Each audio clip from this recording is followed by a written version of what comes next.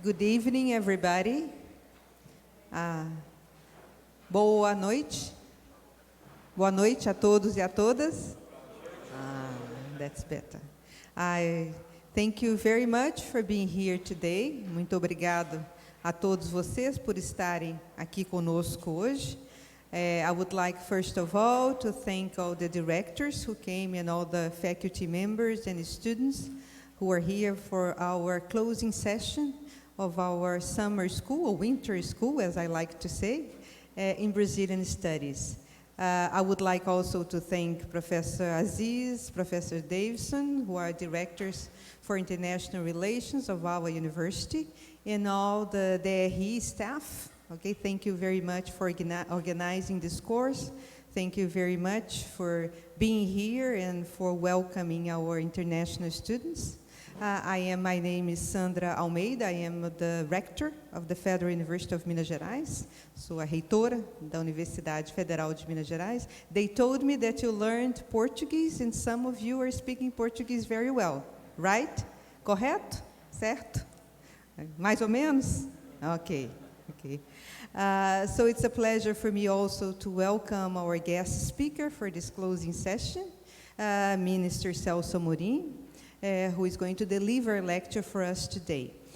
First of all, we are going to introduce our guest speaker, and later, after his talk, he said that he could answer some of your questions, either in Portuguese or in English, if you would like to ask them. So I would like to pass the word now to Professor Aziz, who is our Director for International Relations, who is going to present, to give an introduction to our guest speaker. Professor Aziz.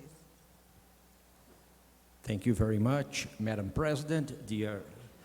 I would like to begin by thanking the distinguished members of the audience, and especially our guest here today.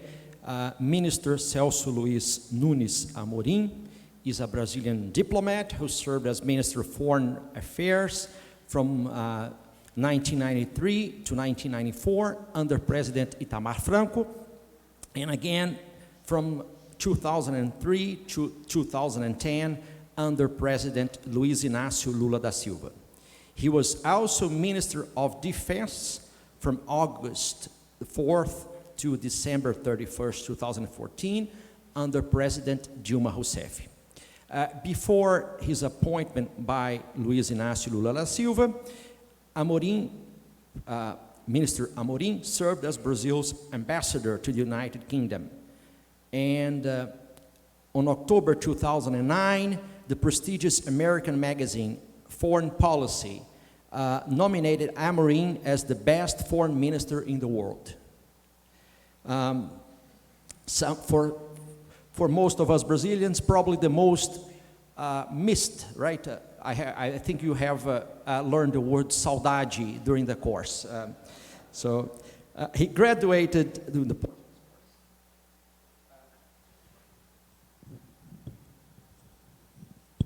His CV is a bit long, so my microphone ran out of battery. My apologies.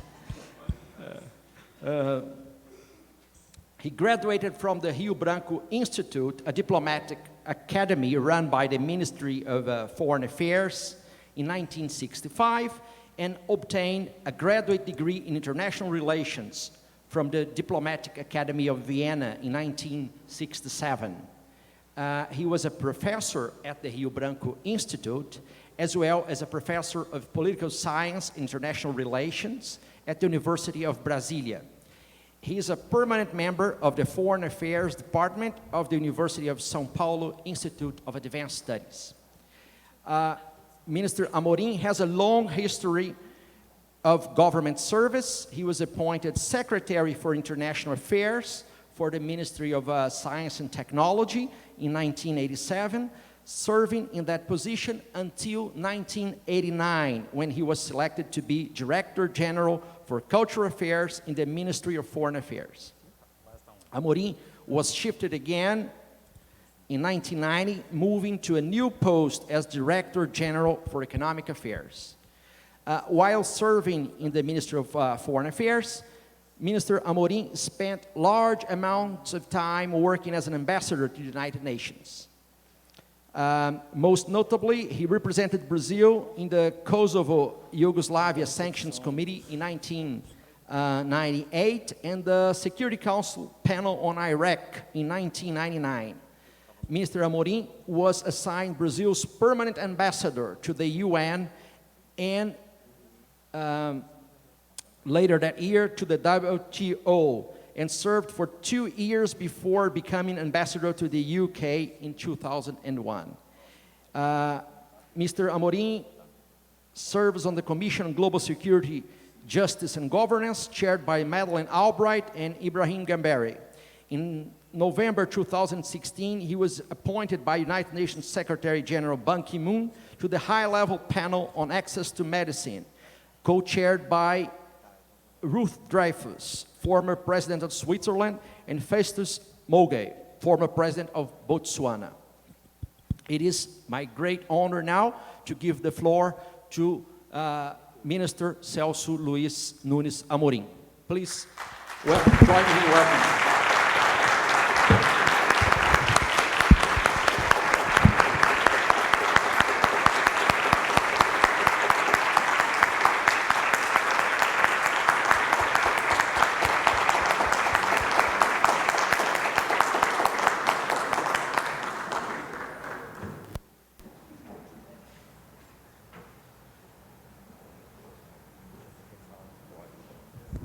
Fique à vontade. Se quiser andar, levantar, o dali também tá. Aqui, ó.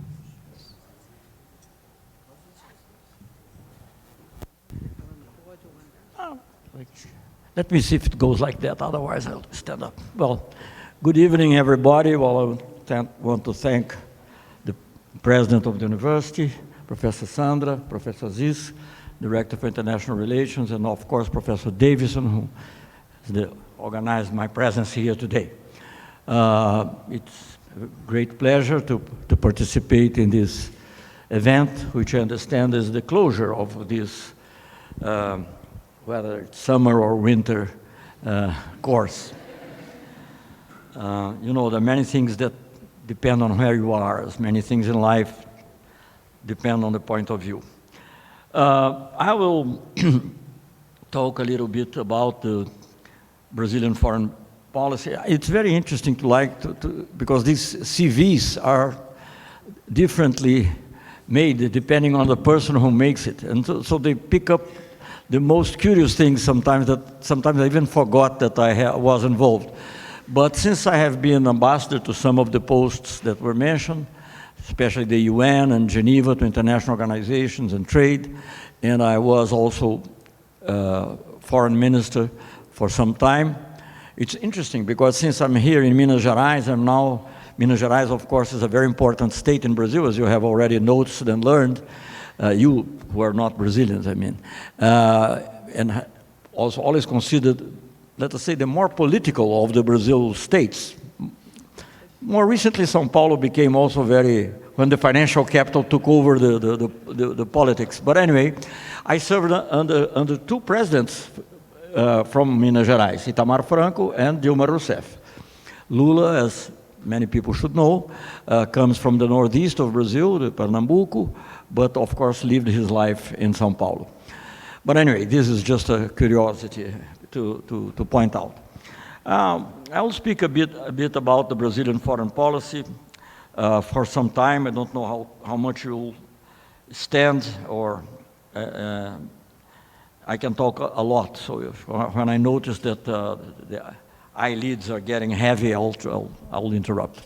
But anyway, I have to start by saying something which is not very pleasant, and of course, which involves only myself, not the others here on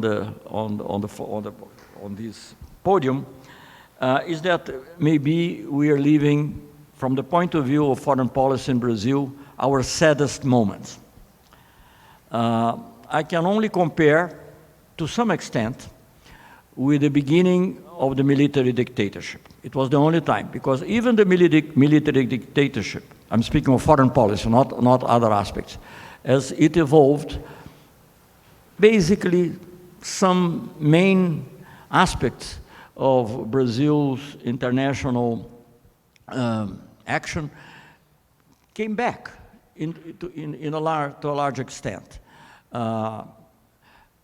For instance, it was during one of the worst periods of the dictatorship here that an important decision was made, which was to have the seabed of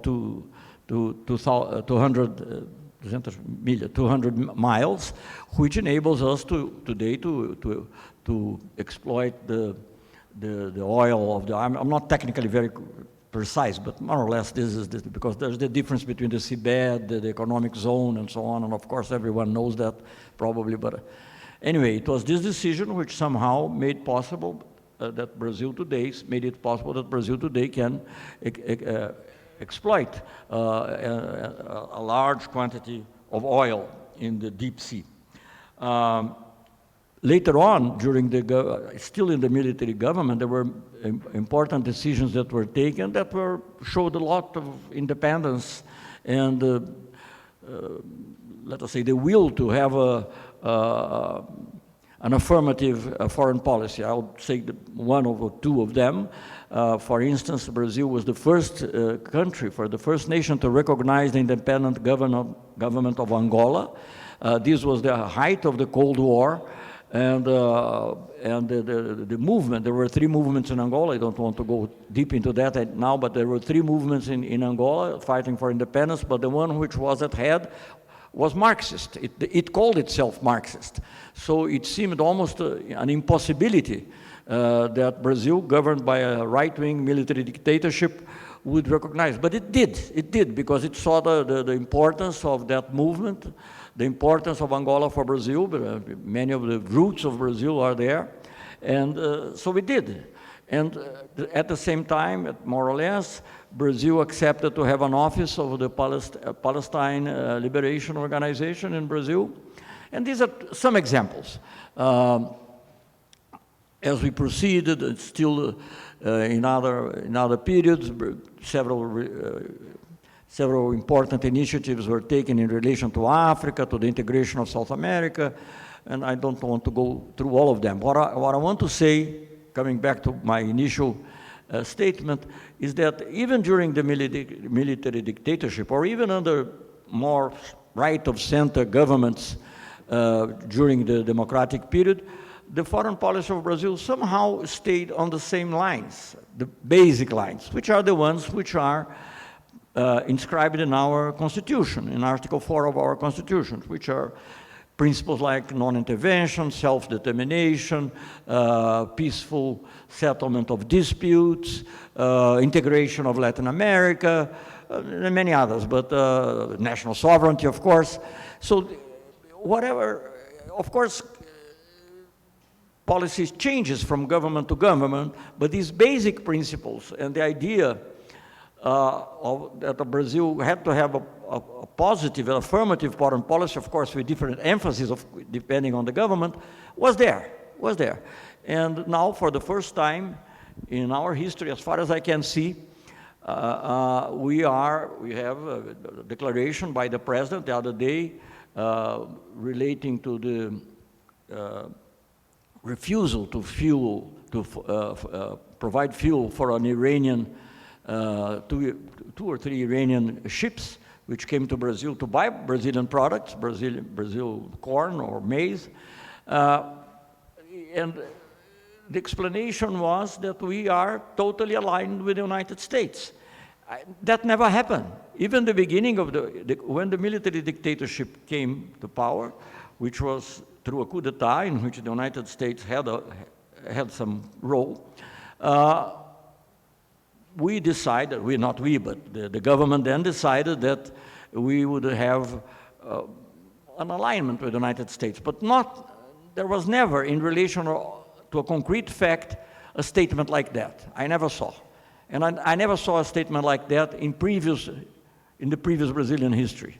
Even in Professor Davison, who knows much more about international relations of Brazil than I do, certainly I'm not, although I've been a professor for some time, a lecturer for some time, I cannot claim to be really a scholar, but I had some experience with practice. But never, even during the time in which Brazil was a monarchy, we were very dependent on the United Kingdom at the time, and we had problems with the United Kingdom.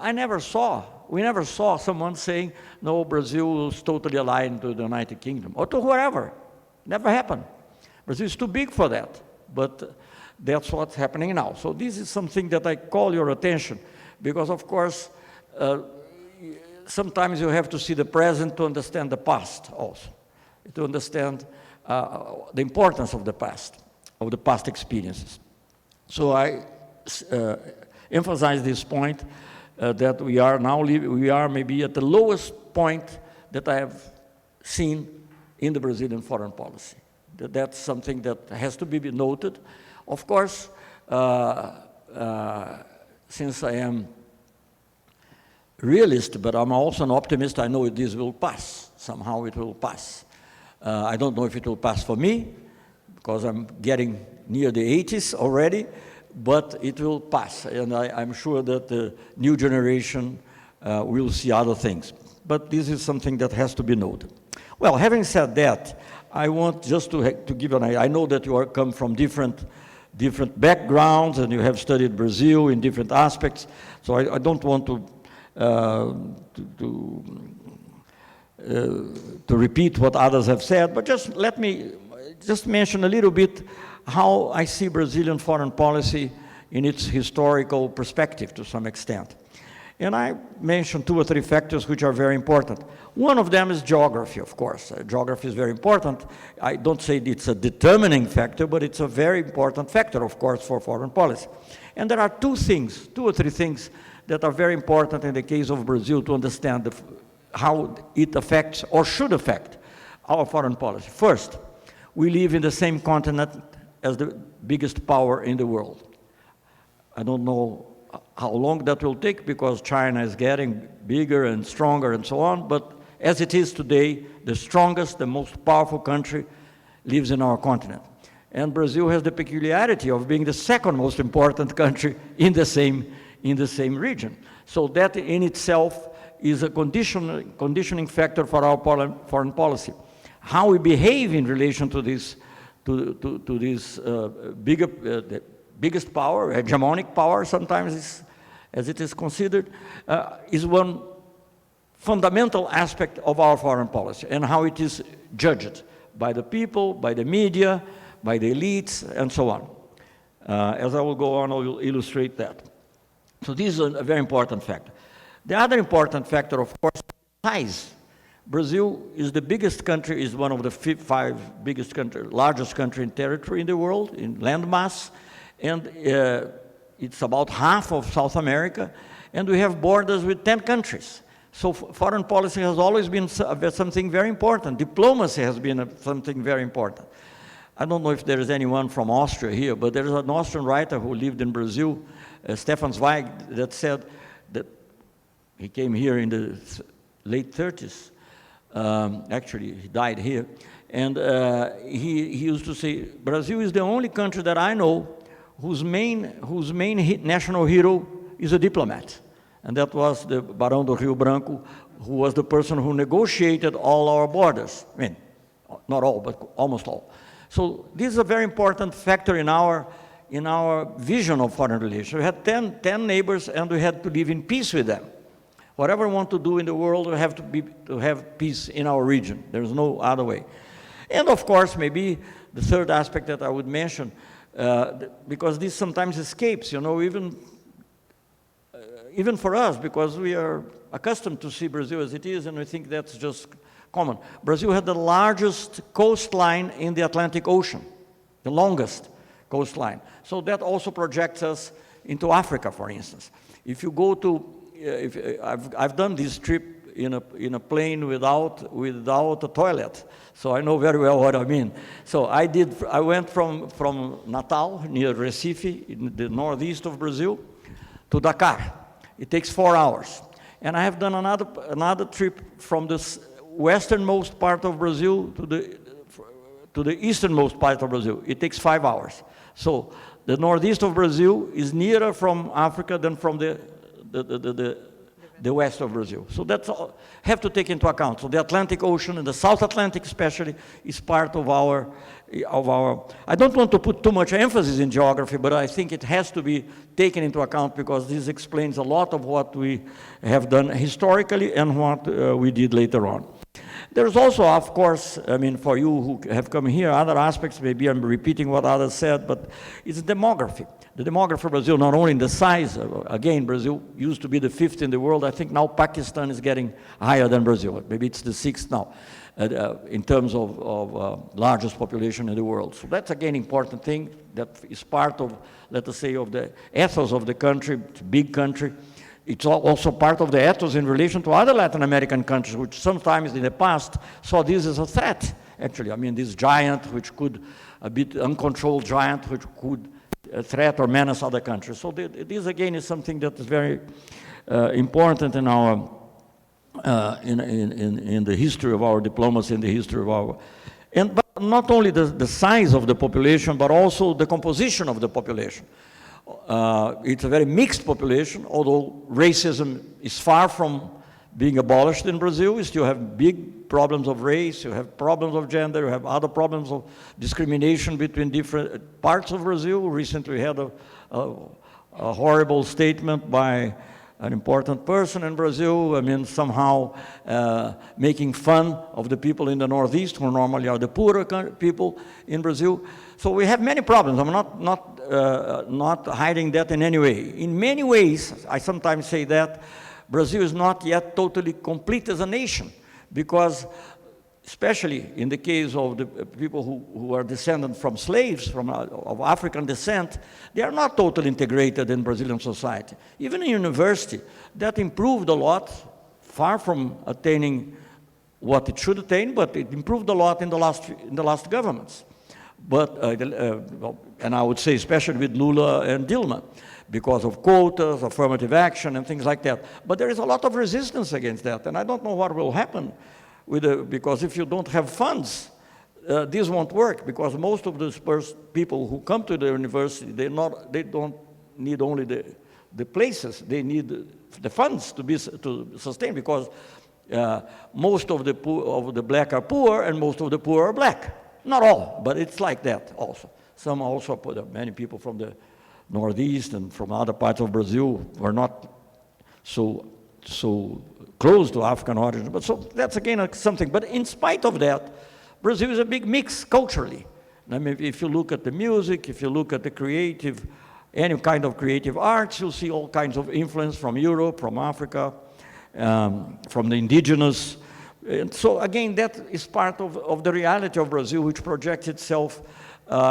Some of the things that we're able to do, I think, in diplomacy, comes from that capacity that's not always there. It's not there now, in my opinion, in the government, but to understand diversity, to understand that different people can have different points of view, and you should negotiate, find solutions, still respecting this diversity. So this is another aspect. This is some of the aspects which I would mention as important, as basic conditioners for Brazil's foreign policy. I would also, another aspect which is more of an economic nature, again, economically Brazil represents about half of South America in terms of GDP, maybe 35% or so of the whole of Latin America. So it's one of the 10 biggest economies in the world. It almost was 7th or 6th, I think, for some time. But now I don't know exactly where we are, but still among the 10 biggest economies in the world. So it's a country that has an impact on trade negotiations, on other economic negotiations. That, again, is something that is important as you think. And it is an interesting thing to notice also. Some of that was on purpose emphasized and made a policy in the government of which I was foreign minister. But even before that, our trade was always diversified. It was not, I mean, you take Mexico, with all due respect to the Mexicans, but it's a big deal for them because now they have the NAFTA, and maybe 85 or 90% of its trade is with the United States. But even before NAFTA, 70% was with the United States. So it's a big Brazil was not like that. Even before the rise of China, which again has changed a little, and before integration of South America got a better rhythm, even before that, let us say 24% or 23% was with Europe, 20%, 22% with the United States. That varied a little bit, but I'm just to give an idea. Even then, there's South America and other countries like Japan and so on. If you put all of them together, would again have another 20% or so. So it was always more diversified, and that explains also that even in the past, during governments that were not necessarily trying to be more independent and so on, but the policies that were followed were always a bit cautious in relation to some of the initiatives taken by the United States. I think in many respects for Mexico there was no alternative. It was try to do the best you can. I mean, I think there was this president of the United States, of Mexico, I always forget his name, that said, "Poor Mexico, so far from God, so close to the United States." Anyway, not because the United States, or because I'm nothing anti-American, on the contrary, but it's the biggest country. It's the hegemonic power in the world. It has been the hegemonic power in the region. If you talk to most of the American even scholars, maybe not the ones who are more sensitive to our feelings, but I mean, if you say normally, they will treat strategically Latin America as United States' backyard. And it's not, for us it's offensive, of course. If you put it in Spanish, patio trasero, it's hard, huh? It's hard. The word in Portuguese is less clear. But anyway, and it's the backyard. Strategic is the backyard. As some of you come from Europe, can imagine that Russia has its backyard, that China may have its backyard. Now, strategically said, we are always seen. So you have a big country in the north and a big country, not so big, but big country in the south. So, and this is a very important conditioning factor for our foreign policy. It has been historically. How you deal with that is a fundamental aspect of our foreign policy.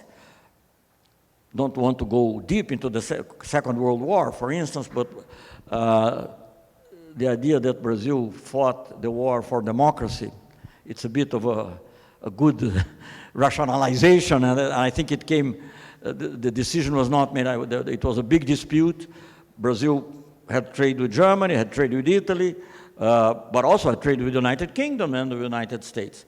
And in the end, our lines of trade were threatened by German boats, and in the end we saw that the president then, President Vargas, some of you may have heard of him, took the decision of having an agreement with the United States, and he was able to take some advantage from that, and our first steel mill was financed by the United States, which is something that is very difficult to understand because they were against industrializing other countries in the hemisphere. Anyway, that's just a quick remark. But, you know, this is how the Brazilian foreign policy was conditioned by all these factors. But I want to move now, because we don't have a whole evening for discussing these things, move now to more recent period. So, although we follow these lines, and I already stressed our constitution, the principle of non-intervention, respect for international organizations, and so on, this has been multilateralism and so on. All these have been, some are expelled out in the constitution, some are not, some are deduction. But anyway, these have been with more or less emphasis oriented our foreign policy. I think there was, but the main characteristic which I saw in the Brazilian foreign policy, I'm making a big cut, when I was invited by President Lula to become foreign minister. Mind you, I didn't belong to the Workers' Party then. I was a career diplomat. I had been a minister for a centrist president, which was Itamar Franco. And I think the fact that he chose me, I mean, I don't want to make my autobiography here, but I mean, he chose me. He chose someone who was a civil servant, someone who was a public servant. And that's what he wanted to have. He could have, there are many people in the PT, in the Workers' Party, who were very familiar with foreign policy, but he decided that he would have, in the case, a diplomat, and since I had the chance of having been minister before, it fell to me. But the main thing that I felt then, in relation to our foreign policy, it was not, well, let us make a total change, whatever that was done in the past was wrong. No, I didn't feel like that. Well, I had been ambassador for Cardoso for some time. I had been minister for Itamar Franco. I had important posts before, as was mentioned here, or relatively important posts before, as Director General for Economic Affairs. So first, to give an example, with the Mercosur, I was involved in the first negotiations as head of the economic department. Then I was, as foreign minister for Itamar Franco, I signed with the president, of course, the Protocolo de Ouro Preto, which institutionalized. So, I mean, I had some experience. So, and I had some experience also in the trade area because I was ambassador in Geneva. So I think all these factors together made Lula choose me. I don't know. That was how it happened. But what I want to emphasize is that he didn't want a radical change. It would be a different person if it would be me. What I think from the beginning I thought had to change was an attitude. So even when Brazil followed policies which I found correct in principle, it didn't follow with enough force, with enough determination, and it was always a bit timid. There was an article which I had read actually when I was minister for Itamar Franco, which caused an impression on me, and this was by Jorge Castañeda, who is from Mexico, a very intelligent man, center-right nowadays, but still very intelligent. He wrote an article saying that Brazil is a country that punches below its weight. I think in Portuguese it would be time de futebol que joga abaixo da sua liga. No? I mean, this metaphor from boxing would not be understood in Brazil. But anyway, it punches below its weight. So I think what we have to do is to punch not above our weight, but according to our weight. So we have to have a foreign policy that's more affirmative. The things that we have been defending, Brazil had done good things before. I would say, I mean, I don't want to, I mentioned things that I was involved because I know them better, but of course there are many other things that was done by other people as well. But for instance, not to mention even, as I mentioned before, I mean, the Mercosur, which started even, in a way, the origins come with the democratization in Argentina and Brazil, but then it developed, and then actually it was signed, the Treaty of Assumption was signed during the Collor government, which, so, you know, Collor was what you might call a populist, rightist, but not extreme, not extreme. And compared to what we have today, Collor was a great statesman. And even for things like human rights and the respect for the environment, developed them. So and we continue doing that. And I mentioned two things that I was involved because I think they are meaningful. One, in relation to health, that was mentioned here, something about health. In a very important declaration was made in the launching of the Doha round, the Doha round of trade negotiations of the WTO, about the relation between intellectual property and health. I don't want to make this a long story and go back all the time, but the previous trade negotiations had created many rules on trade, on intellectual property that seemed to restrict the liberty of the countries to use that, for instance, I mean, we say to have compulsory license, what it means, to be able to produce generic medicaments without asking permission to the owner of the patents.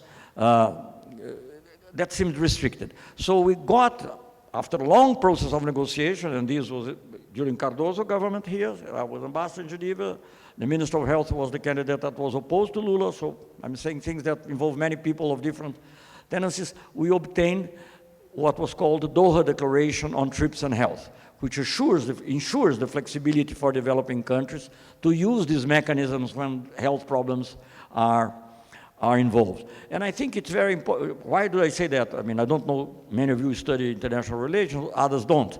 But for those who do, or still those involved in public policy in general, if you look at the SDGs, the Sustainable Development Goals, or Agenda 2030, you'll see that, the paragraph number 3 of this declaration is about health.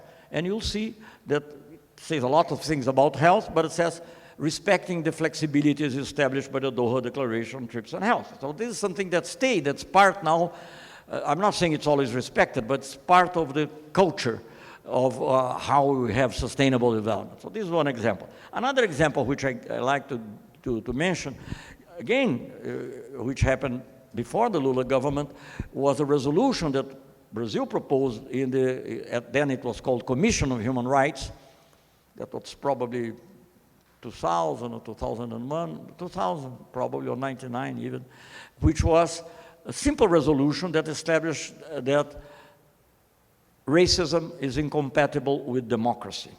So this is, again, something that was totally unexpected. We got a lot of pressure from different developed countries, those that are always defending human rights, but they say, well, why are you proposing that? I'll say, I propose because I think it's good, and I think it's necessary.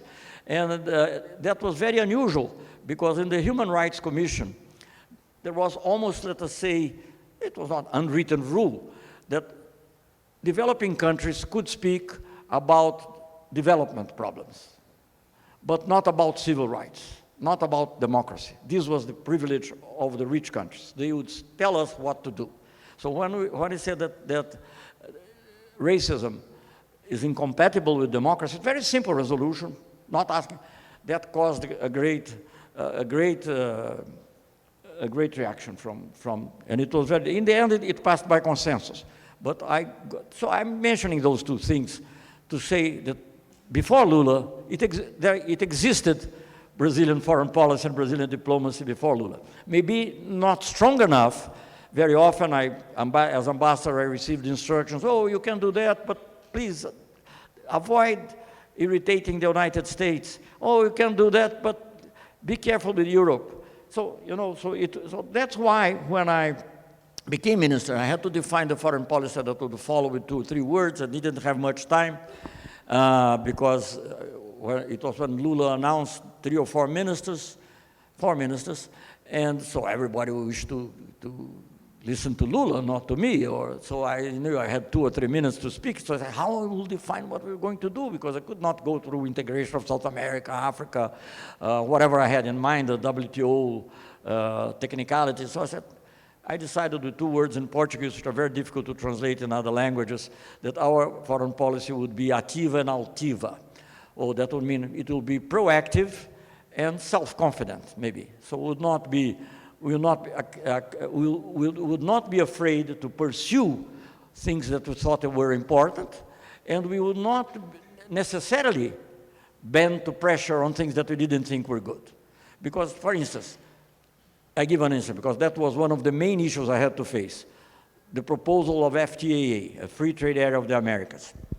That certainly was not positive for Brazil. Later on, I think Argentinians found the same way, other countries in South America also. Why? Because there are many rules that were established there which went much beyond what was established in the WTO, limiting our capacity to innovate, to support our industry, limit our capacity to have tariffs to protect our industry. Now, what Trump is doing there, we wish to do now. We are a developing country. We need the protection, not him, actually, not them, but we need. And the free trade over the Americas would make these things, well, I'm, of course, oversimplifying, but anyway, it would make all these things impossible. So one of the first things that we had to do, and that's why I say we'll have to have a self-confident position. We have not only to react to an agenda, but we have to be able even to build our agenda. What's the agenda that Brazil wants for the world? And in this respect, of course, integration of South America became very important because it may be the first of all priorities. And the FTA said, okay, we're not against, but we'll have to redefine the terms. And as we moved on and we were able to redefine the terms, I think even the Americans got uninterested in that. So It is there. And now the president of Argentina, because we made this agreement with Europe, wants to have something similar with the United States. But I don't think it will be simple, and I don't think Trump wants. That's maybe, after all, a good thing. But anyway, these were one of the main things that we had immediately to face, the trade negotiations. There were two big issues in the trade negotiations. One is the FTAA, the Free Trade Area, ALCA, we call in Portuguese and Spanish. And Brazil, I can say that without any modesty, but it's true, Brazil reversed the negotiation as it was. Of course, some countries were against since the beginning, especially Venezuela, but, didn't have the weight that Brazil had in the region. If you have an agreement without Venezuela, maybe it would not be ideal, but it's possible. But if you have an agreement without Brazil, with South America, it's not possible, doesn't work.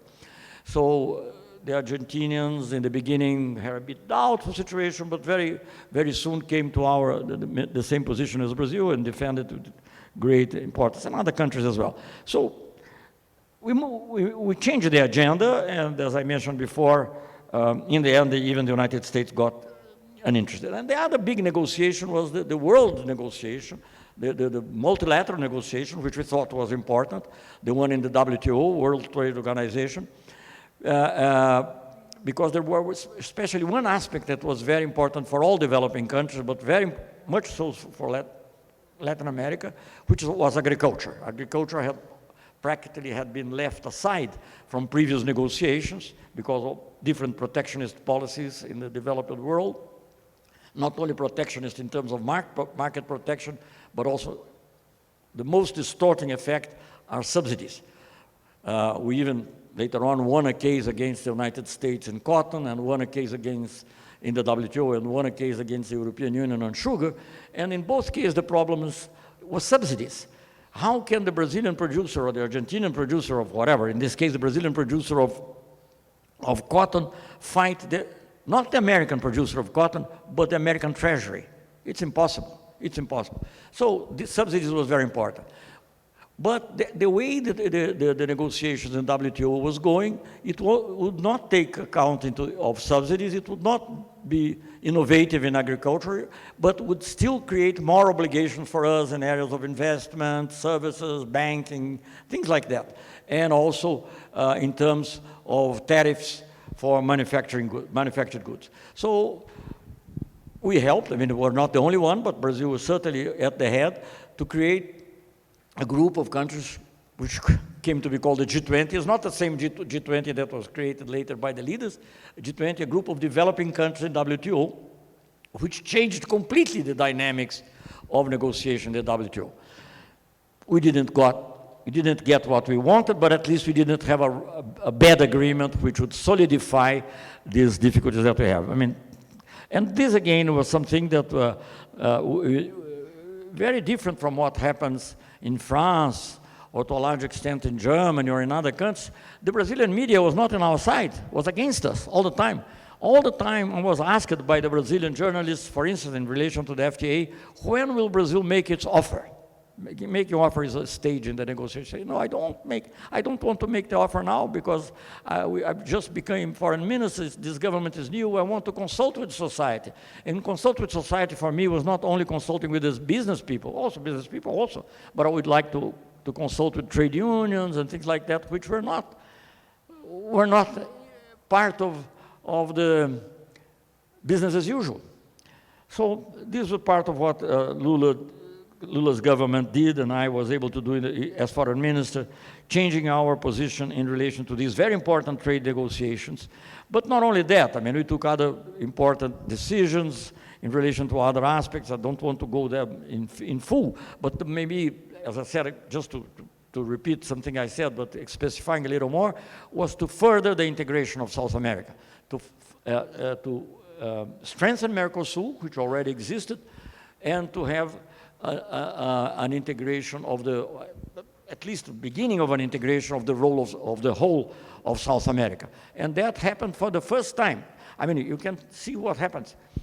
In 200 years of history, we had never had an institution for the South American countries. Because it was said that having this institution was seen by many people here. It's seen by the present government, I believe, and it was seen by others as offensive to the United States. Why? Why can we not have they have the North American free trade areas. Why can't we have the South American free trade areas? Why can't we work on that? But it's like that, because that's the complex. The other day I was reading a book about the existentialist philosophy, and somehow I came to this Hegel's discussion about the relation between the Lord and the slave.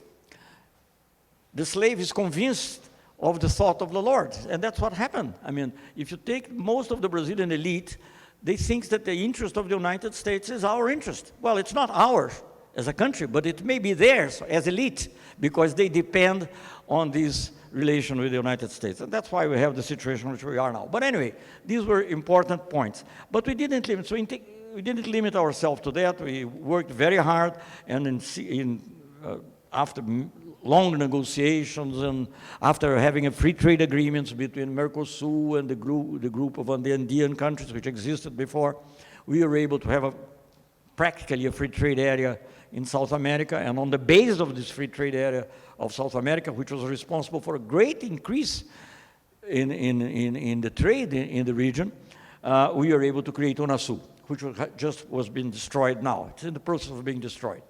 Brazil went out, Argentina went out. They are creating another organization. And one of the principles of UNASUR was plurality. Plurality. It's totally wrong to say that the UNASUR or other efforts were Bolivarian. Well, yes, Venezuela participated, but so did Colombia, whose president was Álvaro Uribe, who is someone very much to the right.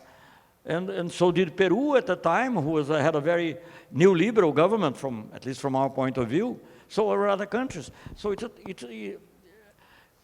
an interesting thing that happens in foreign policy. People invent enemies, then they fight those enemies. And people believe that these enemies are being fought. It's totally wrong. But these ideas run deep, and they have a lot of strength. So, but anyway, we worked there. We work with the Arab countries very much, and we made the first meeting of South America with the countries of the Arab League, which was something unheard of before. And you see, apart from the slaves who came from Africa, the biggest flow of immigration to South America is from Arab world. If you look up to the whole of South America, what you see more common is the Arab. I have you too? Okay, well, you see, you can see. I don't need to say anymore. But we made an exhibition of the influence of the Arab countries in South America. It's very impressive how they, all over. I mean, you don't find many black people, for instance, in Bolivia, but you do find Arab people. You find some, because they had the worst work in the salt mines and things like that, but not many. But the Arab are all around. So it was very important to have that. And it enabled us, Brazil, also with Africa. We had a policy with Africa, with cooperation with Africa. Actually, I didn't speak so much. People say that, South-South cooperation was a priority. I don't know, Davidson. Maybe it was in my speech. I don't remember really. I said the cooperation with developing countries. We spoke of the cooperation with India, South Africa. I created this group called IPSA, which is the main reason why BRICS was created later, actually. Well, the main movement which led to the creation of BRICS later. Well, I did these things, but I didn't know I was practicing South-South cooperation. Of course, I knew, but I was not claiming that all the time. We were working on things that seemed reasonable and important. One thing that I certainly didn't know was soft power. I only came to know soft power when I was on leave, after I left the ministry, and I went for 3 weeks for Harvard, and I came to know Joseph Nye, who was a very famous, and he was the creator of the expression soft power. And I felt like this personage, Georges Antihomme, of Molière, who discovered suddenly that he spoke in prose, which was very elevating for him, because some people speak in poetry, the others speak in prose, and he spoke in prose. So we did soft power. We had soft power. Anyway, And so this relation with Africa, with the Arab world, all that enabled Brazil to naturally become heard. And we are called, for instance, again, trying not to be, we had a very important role, as I would say, in the negotiations of the World Trade Organization. I don't want to I should say something for those who speak English, and if they are interested. All things that I'm saying now are part of a book that was published in the United States by Roland, I forgot now, but anyway, called Acting Globally, semicolon, Memoirs of Brazil's Assertive Foreign Policy. When I wrote it 4 years ago, people said, well, don't call it like that because it gives the impression that it's over. It's over now. Maybe you will recover, but anyway, now it's over. So anyway, so I'm just saying, for those who may be interested, there is this book in English. Roland and Littleton, I believe, is the publisher. Anyway, so Africa, all these policies, Brazil became, we doubled our number of embassies in Africa from 17 to 33 or 34, something like that. And you know, it's incredible because when people from the elite criticized the newspaper, when I was already out, and then when the Dilma government was also, when Dilma was impeached and the new government came, one of the criticisms was, why Brazil has more embassies in Africa than Germany? And said, look at the mirror. How many Germans are of African origin? I thought nowadays there are some, and maybe some are maybe even better treated than those in Brazil. I don't know. But anyway, half of the Brazilian population are of African origin. So, but they think they are something else. You know, it's like a street dog imagining that you are I don't know, a deluxe pet somewhere. So, but always a pet, you know, not as independent. I like a lot the street dogs. They are more independent.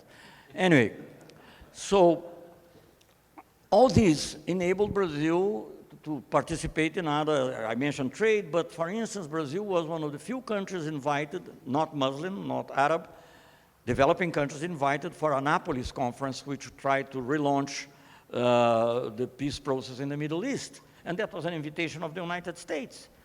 Condoleezza Rice invited me, or by order of President Bush, who had a very good relation with President Lula, by the way. So the fact that actually, to show the diversity and the complete lie about, let us say, the radicalism, people would always say for instance, to me, it's incredible. President Lula is the only person who can be a friend of Chavez and a friend of Bush. But he was able to talk to both of them because he was someone who tried to reconcile, and Brazil tried to work for peace in the Middle East. Now, I'm mentioning that. We were called, I went 5 times to Palestine, but I went 5 times to Israel as well. President Lula was the first president to visit Israel. So, you know, but many myths are false. Actually, all myths are false, but anyway, this one is also false. So that's how Brazil came. And I mentioned now one thing which is very important that Brazil was involved in. We didn't work in the end, but worked later. You know, this thing very often in foreign policy, like in life, something that you do now doesn't bring fruit immediately, but brings later somehow. Brazil was very much involved in one very difficult question, which is a crucial question for world peace. Until then, Brazil had been important in some trade negotiations or regionally, but never something really crucial to the world peace. And by request of President Obama to President Lula, who said that he needed friends who could talk to people that Obama could not talk to, President Obama asked President Lula, asked Brazil to be involved, to intermediate an agreement with Iran. And that had to do, it's a long process, it's again described in the book, I don't want to go deep into that now. Brazil, together with Turkey, which again, at the time, all the problems that you may see there, but had an independent foreign policy, in spite of being a member of NATO, we were able to negotiate with Iran precisely, it's not more or less, it's precisely what the United States had asked. In the meantime, unfortunately, the United States had changed views. But even so, or some people in the United States, I don't know if it's a deep state or whatever, some lobbies, or I don't know. But anyway, even so, 3 weeks before we went to Iran, that was a negotiation that took 8 months, but I mean, 3 weeks before President Lula went to Iran, which would be a culminating point, when, for different reasons, we believed that an agreement would no longer be possible, President Obama wrote to President Lula reiterating the main points of the agreement. And those points are the ones that are there in the Tehran Declaration. For different reasons, Hillary Clinton could not agree with that, and I think President Obama, it's funny enough, didn't have enough strength to overrule, in my opinion, his Secretary of State. Maybe he had other priorities with the Obamacare and other things, and he thought that was too much at the point. But 2 years, so they refused, and actually there was even a resolution in the Security Council imposing sanctions on Iran, which Brazil and Turkey voted against. But 2 years later, or less than 2 years later, a woman who was a professor, a researcher, who had been Secretary of Planning for Hillary Clinton, actually, for the Secretary of State, Anne-Marie Slaughter. She runs a foundation nowadays. She's a very, very clever and very interesting analyst of international relations. When the pressure for the United States, like now, today, to some extent, is happening again, to have military action against Iran became very strong, very, very strong. That was end of 2011, more or less. And it seemed that a war would be inevitable, and in Iran would not. Iraq was difficult enough, but if there was ever a war in Iran, it will be total disaster. Not for Iran alone, for Iran, of course, but it will also be for the United States or for whoever gets involved there. Iran is a big country. It's a populous country. It has, don't go into that. It has a cultural tradition very, very strong, not so divided as Iraq was before. But anyway, when the pressure was at maximum, this lady, I don't know if that was influential or not, wrote an article in the Financial Times in which she analyzes that and say, well, maybe you could still, actually I think the article said diplomacy is still the best solution, or the best, or the less bad solution, something like that. And at the end she says, maybe it's time for us to look back at those proposals by Brazil and Turkey. So, the thing which was refused, I can't say it became a basis for the agreement, what's called the GCPOA, the Joint Common Program of Action, which was done by Obama, and which is now being undone by Trump. But it influenced, because it showed it was possible. It was possible, because the position before that was that they could not renegotiate with Iran, and that was not true. It was negotiated, and I think it was a big breakthrough. And to some extent, the Brazilian-Turkish effort was a preface to that. Well, what I say, at that time, Brazil was really, well, not the most important country in the world, but it was at the center of many important negotiations. To illustrate that, take one period, November 2009. In the space of 15 to 20 days, not more than that, and apart from other people that might have come home, I don't remember now, we had in Brazil the president of Palestine, the president of Israel, not the prime minister, but the president of Israel, who in the case of Israel was very influential, Shimon Peres, the president of Iran, and the president of France. So we were in the center of many fundamental negotiations. Well, nowadays, I used to say that, nowadays, a prison cell in Curitiba, which is a provincial capital in Brazil, is more visited than the presidential palace by important personalities. So this is the big change that Brazil has come through, unfortunately. Well, so this is it. So we have come full circle. In the beginning, I mentioned the attitude that we're taking now in relation to these cargo boats of Iran. And not only the action taken, or the inaction or whatever taken, the refusal to fuel these boats, which in practice is the same as sequestrating the boats because they cannot go anywhere. It's not only bad economically for Brazil and for the Brazilian agriculture. Mind you, Iran buys something around $2 billion of Brazilian animal protein or other agricultural products. It's not only bad, but the fact that you do that, and you say that you do that because you are totally aligned to the United States, is something unheard of. And apart from being unheard of in relation to the Brazilian history, it's an absurdity from the point of view of multilateral, the existence of the multilateral norms, because it's a legitimation. These are not sanctions imposed by the United Nations. These are unilateral sanctions by the United States. Well, if we did it, if you tried, and then you had some retaliation, that might be possible. But I don't know what would be the final conclusion. But to say that you're doing that because you are aligned with a country that has been taking unilateral action, well, okay, today they are taking against Iran. They may take against us as well, as they have in the past. You know, it's not becoming aligned with the United States will not preserve Brazil from being attacked if there is a case in intellectual property or medicaments, or if you have a case that has to do with the oil. And now they're giving up everything, but I don't know. But if in one moment you may have conflict, or if the United States is not happy, for instance, as in the past it has said that it didn't like the Brazilian nuclear program, because we have a program of enrichment of uranium also, as some of you know, for peaceful purposes, as fuel for a submarine. Well, anyway, so I think this is really the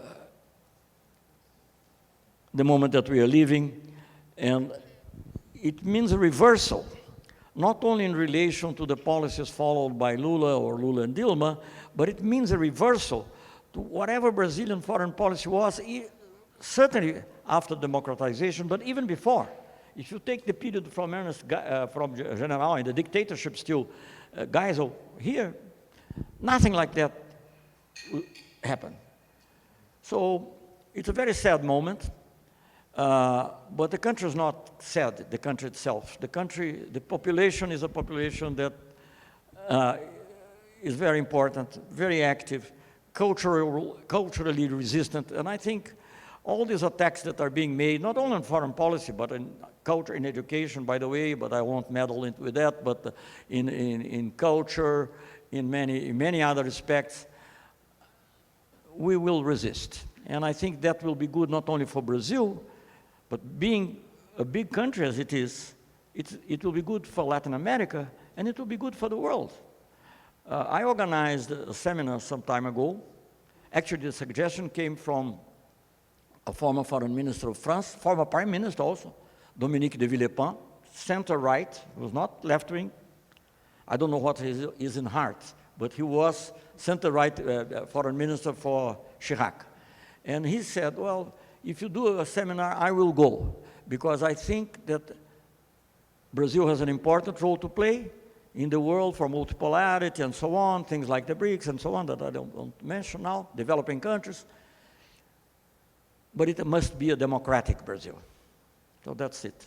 Thank you.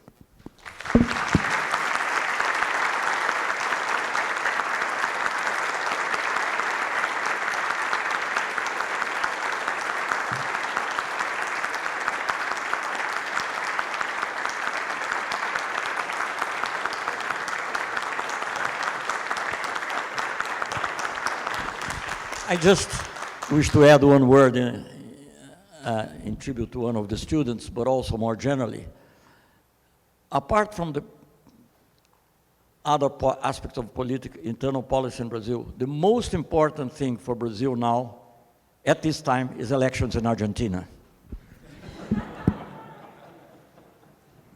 Thank you very much, Minister Amorim, for this excellent lecture. Thank you very much for accepting our invitation to be here today and to talk to our students and our community. I think, can we open the floor to some questions, a couple of questions? Maybe we can. Thank you very much. We're going to stay here together. And thank you for the words, we will resist. The university will resist. Thank you very much. And,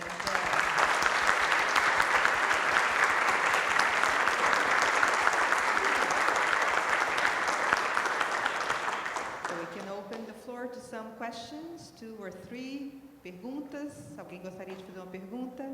Pode fazer em português ou em inglês, ou podemos traduzir. You don't hear. I have a hearing problem, so try to... Okay. Slowly and loud. Good evening, everyone. So, my name is Arthur. I'm a student here at UFMG, and I feel very honored to be in presence of the world's best foreign minister. So, thank you for today's lecture. Basically, today I have 2 questions. The first one is related to Brazil's past foreign policy, while you were in charge of our Ministry of Foreign Affairs. And it's related to a mechanism adopted in the 2005 General Assembly of the United Nations, which is the responsibility to protect mechanism, and how your experience in the ministry and our term in the Security Council in 2010, 2011 led to the creation of our concept of responsibility while protecting. It's a really nice topic. I would like to understand a bit of your experience in our ministry. And the other question is related to Brazil's future foreign policy development. How should we adapt in this new world, this new Asian century that scholars are calling it? Should we pursue deeper integration with Asian countries? And our biggest partner in foreign trade is an Asian country, so should we pursue deeper integration, not only in economic affairs, but also in political, educational, and social affairs as well? So I would like to understand how should we adapt in this new global shift of power. Thank you in advance.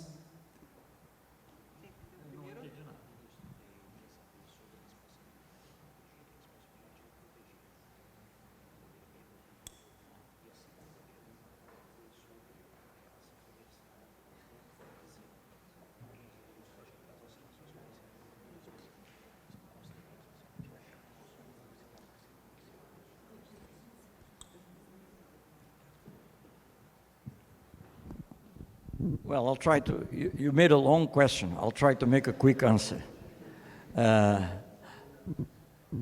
Well, responsibility to protect and responsibility while protecting, right? Yes. Well, this was not from my period as foreign minister, but I think it was a very interesting initiative to put some qualification in the utilization of this resolution of the United Nations about responsibility to protect as an interventionist measure.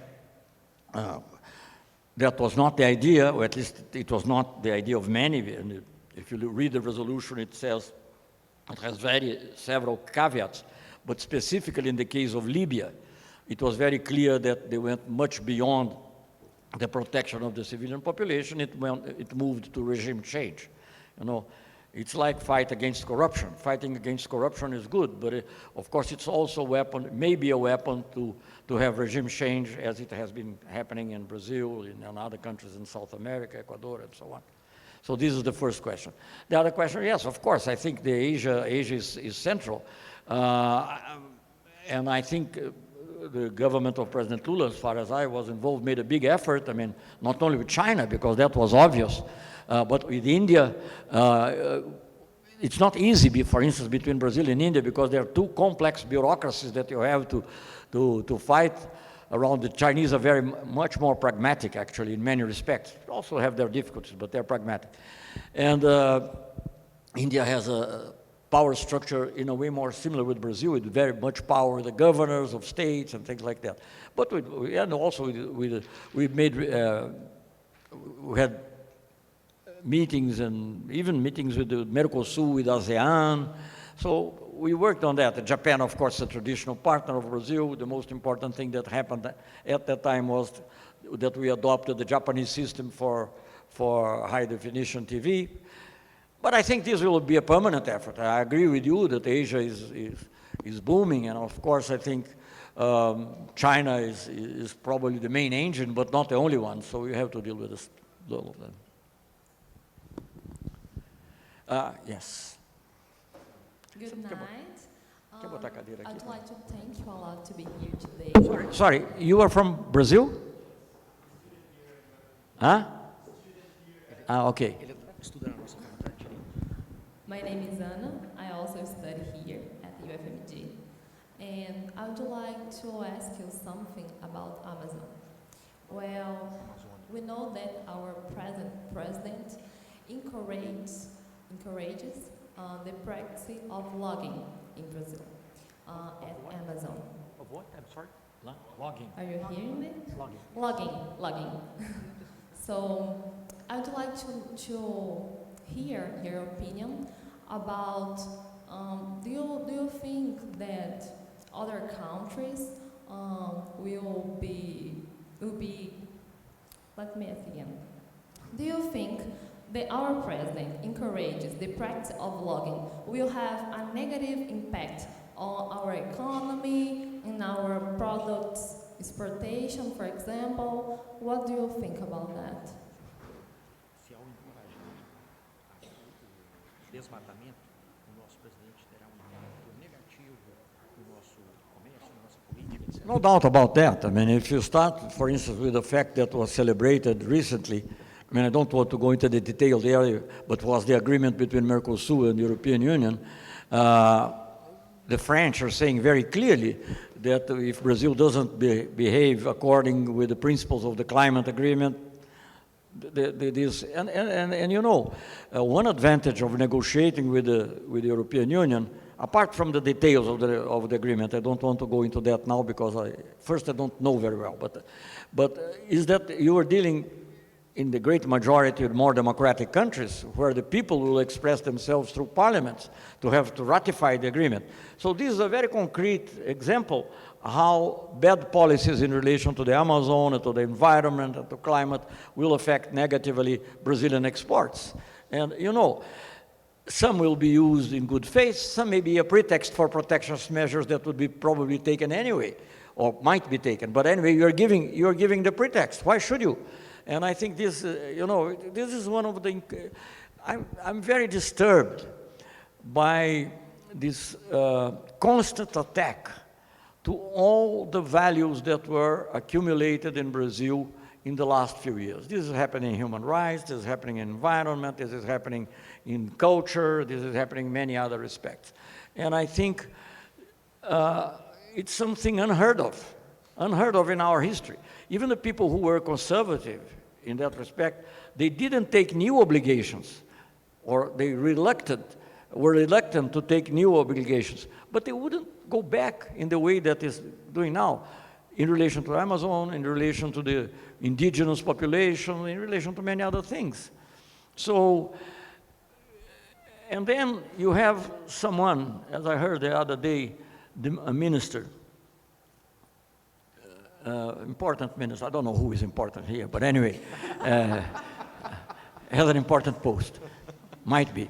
And he's saying that he spoke defending, well, I don't want to go into other subjects, but defending the appointment of the president's son as ambassador in Washington. He used the occasion to criticize the diplomats who didn't, it's very contradictory because it said, I have a great respect for the foreign minister and so on, but the diplomats don't defend the image of Brazil and so on. My God, we don't need anything. The image of Brazil is every day. I mean, every day in every place in the world, things are appearing. I mean, I was ambassador in Geneva. I didn't have much to do with that. I'm not claiming anything personally, but just to illustrate, because that was government of President Collor, whom everybody considered a center-right populist in Brazil, no? Well, the Collor government signed the agreement on indigenous labor, disciplining indigenous labor. It's difficult to with the Brazilian Congress because it was signed by Collor, ratified at the time of Dilma. But anyway, he signed. Now we say, no, all these things about protection of indigenous population is wrong. We don't want, and I think the question of Amazon, of course, is probably for the Europeans even more sensitive than the other one. So I think it's a disaster. Minister Amorim, hi, I'm Eduardo Bastianetto, professor at veterinary school at this university, and I wish to know your opinion about the positive points to Brazilian economy, considering this new agreement of South America and Europe. Okay, this agreement, economic agreement of South America and Europe, Union Europe. O acordo recentemente anunciado entre Mercosul e União Europeia, qual a sua leitura desse The positive points to Brazil. Well, it's very difficult to put in few words, and I don't have enough knowledge to, you know, to speak in detail. My impression is I had experience as a trade negotiator, many years involved in that, and one thing that is the worst thing that can happen for a negotiator is that if your interlocutor perceives that you are in a hurry to have an agreement. In this case, because of the situation in Brazil, but mainly maybe because of the situation in Argentina and the fact that Argentina is now with this debt crisis and there are elections and so on, I think this agreement was made in a hurry. Before that, the preparation was done by the Temer government, which was also, because it was actually, this end part was all negotiated in the Temer government. And Temer was also desperately in need for quote unquote good news. So I was involved in the negotiation. Actually, I was involved even before the negotiations were formally launched, because the first memorandum on this question was signed, not a legal agreement, but because the first agreement was already in Cardoso's government. But the first memorandum of understanding was signed during the Itamar Franco's government. I signed it for Brazil in the office of the president of the or the chairman of the Commission of the European, at the time it was not even European Union, European Communities. So I was involved, and during the Lula government we also were involved in negotiating it. So I'm not in principle against an agreement with Europe. But you have to, you know, people say in these negotiations, in trade negotiation, every negotiation, but especially in trade, the devil is in the detail. And I don't know the detail. So I don't know where the devil is. And, but I can more or less sense, because of the sulfuric gases that may come from him. And I think, for instance, my sense is that we are liberalizing in manufactured goods in a disproportionate way in relation to what we are receiving in agriculture. Many rules that are being created in different areas go beyond the WTO area, the WTO rules. But as I said, again, I mean, I say all that with a grain of salt because I haven't read the small print, and I think these things have to be seen with the small print. Thank you very much. I think we have time for one more question. Yes, so this gentleman here in front was one of the first to raise his hand. Good evening, Mr. Amorim. My question was related to the Mercosur European Union trade deal, but my question is really, has multilateralism failed in today's world? Because we have seen this agreement with the European Union. They are trying to resurrect the agreement with the United States, the free trade area of the Americas. And this is all being done outside the organization, the WTO. And has multilateralism failed in this sense? Because Brazil, the answer now is to participate in bilateral trade agreements. What is the alternative? Se o multilateralismo falhou, nós vemos hoje aí acordos que são feitos fora das organizações e são feitos, às vezes, de forma bilateral. Well, I have a strong preference. I mean, there are two types of trade agreement, I would say, apart from the multilateral ones. One that are between countries of comparable level of development. this I don't see any problem. I think it's like Mercosur, it's like the European Union for themselves. The other type of trade agreement is when you have one country or more countries with a much higher degree of development than the other partner. And the first agreement of this type, as far as I know, apart from the colonial agreements and the remnants of colonial agreements, the first agreement of this type is NAFTA.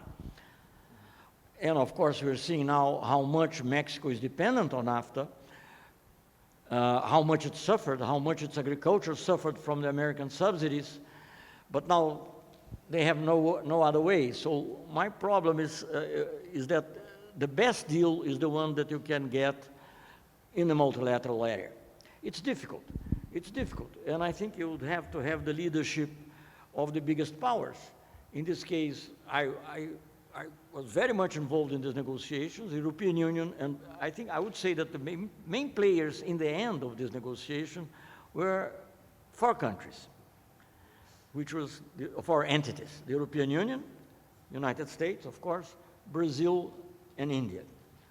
And in the very, very end, China came also together with Japan and Canada, Australia.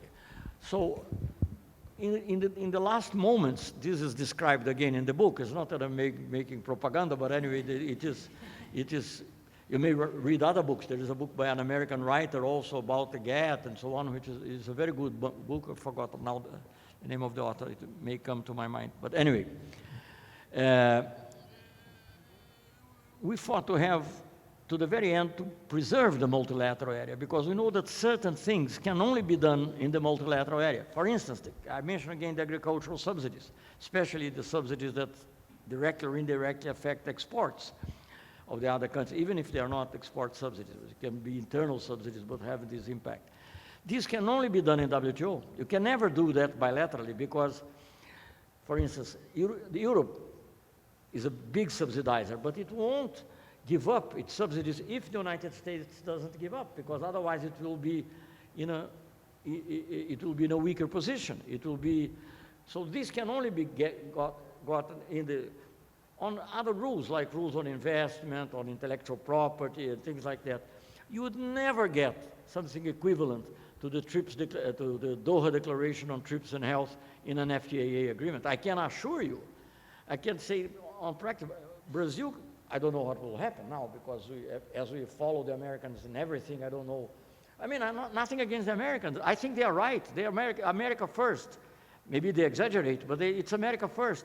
Well, I think, but the problem is to make America first for us as well. Now, for us should be Brazil first. So that's the only point that I made. There was a comic program in Netherlands that said, America first, Netherlands second. I think so. I don't like that for Brazil. So that's the problem. But, I think it's difficult. And I think it can't be all blamed on Trump. I think Obama was not strong enough in that respect, in respect for multilateral area. And that's a pity, because to say something positive, which I have to say about the United States, the whole structure that we have in international relations, multilateral structure, was the creation of the United States after the war, or under the lead of the United States. With all the defects, the IMF, the World Bank, the WTO, which was the GATT then, the United Nations itself. So it's very, very sad to see that the United States, which has a big influence, and it's not fortunately not the only one, but has a big influence in all these, somehow retracted. It did retract already in the Bush administration, but Obama could have tried to go further, and he didn't. He preferred to put emphasis in this Trans-Pacific Partnership and other things.